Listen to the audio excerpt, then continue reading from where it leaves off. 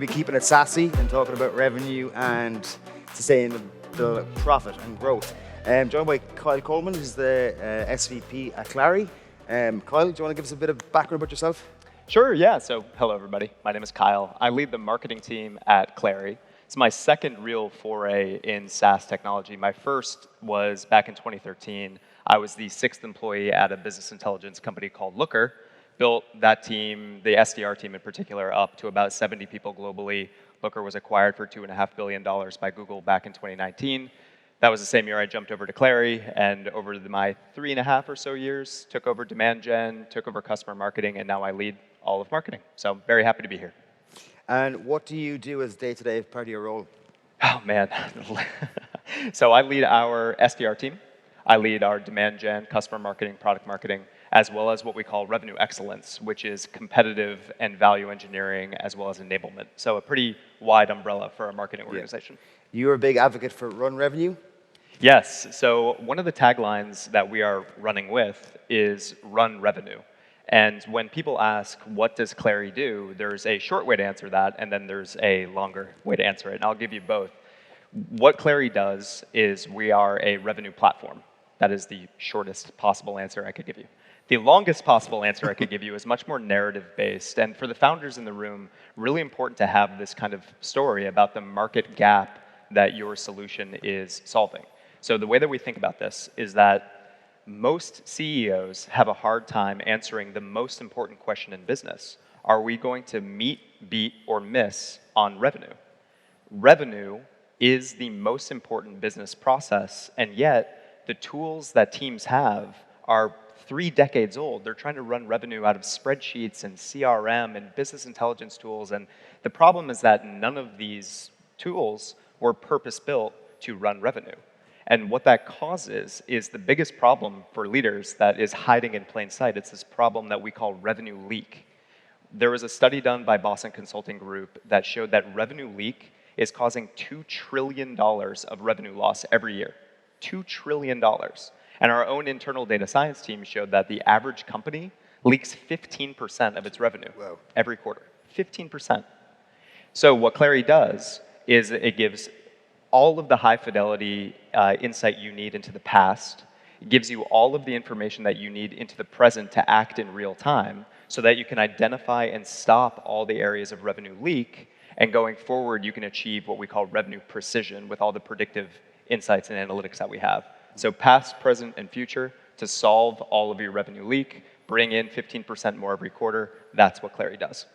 And we'll jump into those precision and leak as we move through the talk. But in terms of the run revenue and revenue teams, right, historically, so you look at companies, big companies and small companies, and revenue such as obviously an integral part to any business, but some companies are unsure how to make up a revenue team.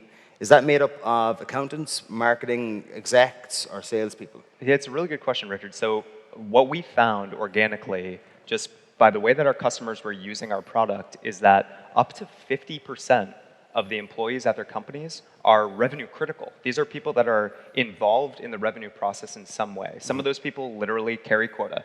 Some of those people are on the finance team. Some of them are on the product team. And so that was a light bulb moment for us that said, what we're doing is way beyond what traditional companies would think of as a go-to-market function. This is a huge company-wide impact. Yeah. And the importance of having a single purpose-built solution to run revenue like a process and get all of those different people collaborating around that revenue process, that's how you build sustainable growth. That's how you can break down that revenue process into all of its component parts, and you can optimize it, just like you would optimize any other process at your company. Yeah. So it involves intent, and it involves creating a collaborative solution for half of your employees that are affecting revenue.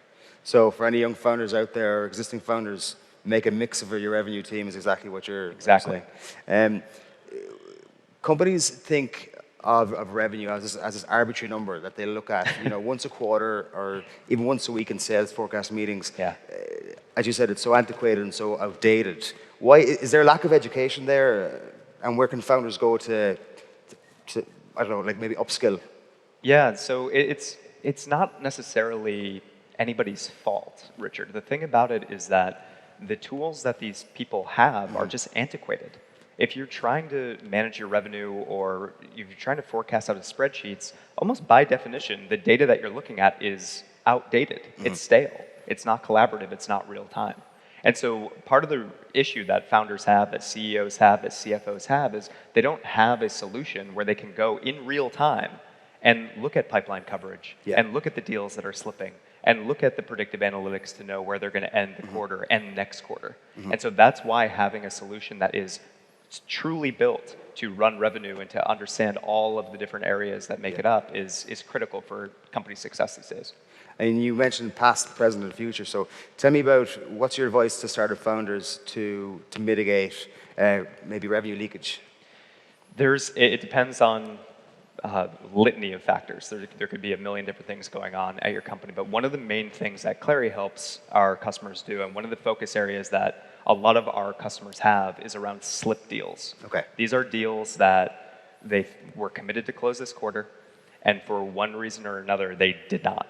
And often what we find is companies just don't have a process around understanding which of these deals are supposed to come in, and the ones that don't, investigating why they don't, and then running plays for those reasons. It's especially important right now in these tough macroeconomic times where you don't exactly know which industries are facing headwinds, which of them are perhaps experiencing tailwinds, and a lot of revenue teams, a lot of founders in particular, lose that insight into which of these accounts are actually the right ones for them to be targeting and why, and when things start to go wrong, what to do about it. So that's what thinking about revenue as a process, just like the way that your engineering team is coding, just like the way your product team is building product, if you can think about revenue as a process and not just wait for an outcome to happen at the end of the quarter, but really think about it in that scientific way, break it down and optimize it, that's what you have to do for sustainable growth.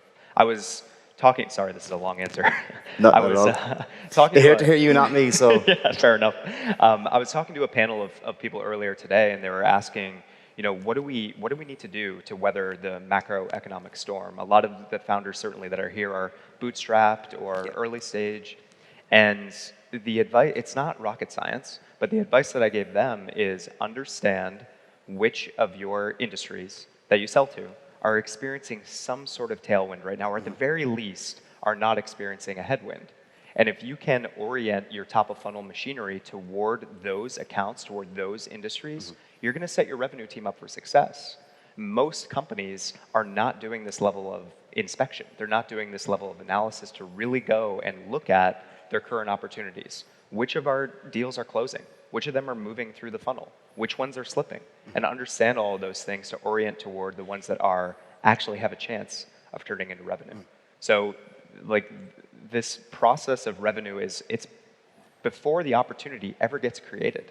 It's a lot about who you're targeting. The marketing team is very involved. The SDR team is very involved. And you have to make sure that everybody across all of these revenue critical employees across your company are singing from the same song sheet and are targeting the right people at the right accounts at the right time to actually move deals forward.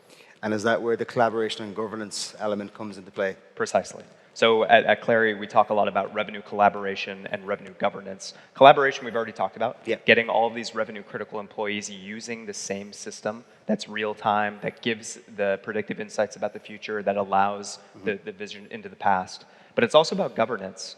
A lot of salespeople, especially an older generation of salespeople, they think about sales as an art. It's some artistry, it's some magic that an individual salesperson just makes happen. And there's some of that, of course. There's good salespeople that are artists. But there's a lot of science. And we have more data now about the revenue process than we've ever had before. The companies that are thriving right now are the ones that are leveraging that data to create that scientific process for running revenue. The ones that are struggling are the ones who don't think about revenue as a process. They're the ones that are just hands up, my best sellers will figure it out, and they're the ones having the roller coaster experience. They're the ones having the lumpy quarters. So outside of everyone in this room becoming a client of Clari, can you give us an example of some companies that you take aspiration for or that you inspire to be like, or you think the revenue process is just shit hot? Yeah, the only way is to become a customer of Clari, so I can't answer that question. There's one company in particular, I think pretty well-known public company, everybody I think here will know of them, a company called Okta. Okta has been a customer of Clari for, gosh, 6 years. It's been a long time. And they wrote the book. But we learn more from our customers. We're not inventing this stuff ourselves. We partner closely with customers. We look at how they're using our product. We adapt accordingly. And what we saw from the inventiveness we saw from the Okta team maybe 4 or 5 years ago informs a lot of our perspective today. They are the ones who helped us understand that every quarter deserves a 13-week cadence. There are different moments across the 13-week quarter that you need to govern, that you need to optimize. And what Okta did in particular is they had this really well-orchestrated cadence around their in-quarter forecast calls, where they looked at all the opportunities, they evaluated how likely they were to close, they moved things around. But then, in alternating weeks, they had an out-quarter forecast call. So not just about what's going to happen this quarter, but what's going to happen next quarter. Where is their strength? Where is their weakness in the out-quarter pipeline? And then creating the processes to help strengthen areas of weakness. So Okta has a really, really nice cadence around the way that they are running revenue, and a lot of our customers have learned from that example, so we certainly have as well. Okay. And how do you keep up to date with trends? Is it a podcast you listen to? Is it news or news that you subscribe to? So me personally, the more time I can spend with customers, the better. Okay. It's super interesting always. I think I know how customers are using the product, and then they show me, and I'm like, whoa, that was unexpected. In a good way. They're pushing the envelope. They are doing things, they're bending the product to their will. That's one of the best things about working at a startup is you get to see how other customers are going to leverage the capabilities that you have. As far as podcasts, there's a Kleiner Perkins podcast called Grit, Grit, that is just fantastic. Every founder, every leader in this room should be listening to Grit. He interviews, the host's name is Jubin, he interviews go-to-market leaders from all across the globe who are have the best stories about success and failure and how to navigate, especially how to navigate the world of startups. I'm a big fan of things in three. So as we're coming in, as you just alluded to, coming into this economic downturn and the valuations are getting slashed, VC money is drying up. What are the three things that bootstrap companies or startup companies or anyone in this room can look towards to optimize their revenue? 3 things. So I would say you should look and think about your revenue in 3 different parts. And again, all of these are part of the broader revenue process that can be broken down and optimized independently and often with different leaders across your team. So the top of funnel processes that you're running, and think about all the different areas of revenue leak that you could be experiencing at the top of the funnel. Leads who come to your website and don't convert. Leads that do convert that don't get followed up by your SDR team fast enough. Demos that get no-showed. All of these are top of funnel areas of revenue leak, and your marketing leader or your SDR leader, whoever it is, can and should be responsible for understanding those leak areas and solving them. So top of funnel is number 1. Middle of funnel is number 2. How you're actually executing your deals. How are stage conversions? What is your slip deal rate? What is your win rate? How are your discount rate? How are ASPs changing over time? And if you can understand all of those trends, find the processes that optimize all those different rates, all those different numbers, those metrics, that is how you can stop revenue leak at the middle of the funnel. And then importantly, it's not just about closing business. Number 3 is retention and expansion. Spend a lot of time with your customers. Monitor product adoption. Look at how they're using or not using your product and put in the right customer education processes to close that gap. That is how you shore up renewals. That is how you earn expansions. So top, middle, and expansion revenue, all extremely important right now. And similar to that, they could be the same things, but the 3 things that you were seeing companies that don't use your platform do that could do much better, or that really pisses you off, really? It pisses me off. So it isn't solely about using Clari. It really is a mindset thing. And I don't know if it's 3 things, Richard, or if it's really just one. Companies that think about revenue as a business process are the ones that are thriving right now.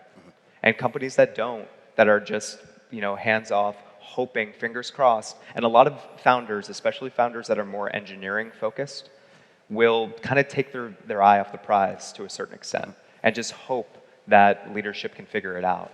So I would really encourage founders, especially the founders that are where go-to-market is maybe not your forte, dive in and expect the same level of rigor and operational efficiency on the revenue side with the revenue process as you expect on the engineering side and the developer process. Companies that do that, those are the ones that are successful. If you could go back in time to a younger version of you, what's the feedback that you give to yourself? Yeah, So I started my career as an SDR, as I mentioned early at Looker, and I was so I thought that not asking for help was a sign of strength. And I realized pretty quickly that it's actually a weakness. Yeah. Being vulnerable, asking for help when you need it. Now, of course, try and figure things out yourself, and if you can't, ask for help. It's a super important thing. So that's one thing advice I would give anybody is you're all here, hopefully, to network, to find people that are in similar circumstances to you or people who have been through similar circumstances to you. Phone a friend. Just their perspective is not always going to be the one that you pursue, but having some Rolodex of people that you can reach out to and just be honest and open and vulnerable with, get their advice, solicit their feedback, act on that feedback. It's an accelerant for your career. It's an accelerant for your company. So I wish I had known that earlier because I definitely stumbled early on, and that was the main reason why. Okay, interesting. Would you have done any different profession if you had, or has it been sales and marketing being your driver from a young age? Sales and marketing has been my driver for a long time. It's been different forms of sales, different forms of marketing. I've worked in the political space. I've worked for advertising companies. I've done it all. But this feels right. Clari feels right. Yeah. So we're running up on time now. So just the three things again, as Kyle mentioned, is top, middle, and bottom. Top, middle, bottom, and especially right now when times are tough, don't sleep on your customer base. I know you're going to get this advice. You're going to hear it all over the place. Think about your customer, the revenue that you do have. Go and spend time with your customers. Really understand how they're using the product today to help them navigate the current macro. And that can then go inform the way that you go to market at the top of the funnel and the way that you're executing deals. So go spend time with customers. If you take nothing else away from this, it's run revenue like a process and spend an inordinate amount of time with customers. Ladies and gentlemen, Coleman.